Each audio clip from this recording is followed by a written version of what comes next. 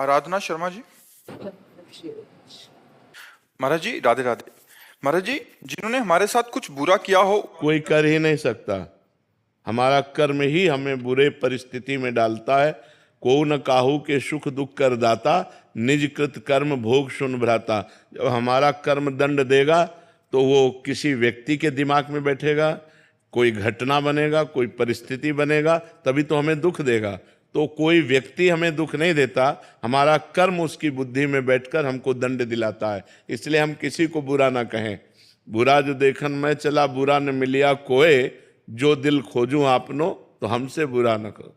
तो हमारे द्वारा जो बुरे आचरण हुए वही किसी व्यक्ति वस्तु स्थान में घटना बन करके हमें दुख देते हैं। सिद्धांत की बात है, जो आध्यात्मिक सिद्धांत की, मनमानी तो कुछ भी बोलो, आध्यात्मिक सिद्धांत की बात यह है कि अवश्य में वो भोक्तव्यम कृतम कर्म शुभाशुभम, जो हमसे शुभ और अशुभ कर्म हुए वो हमें भोगने पड़ेंगे।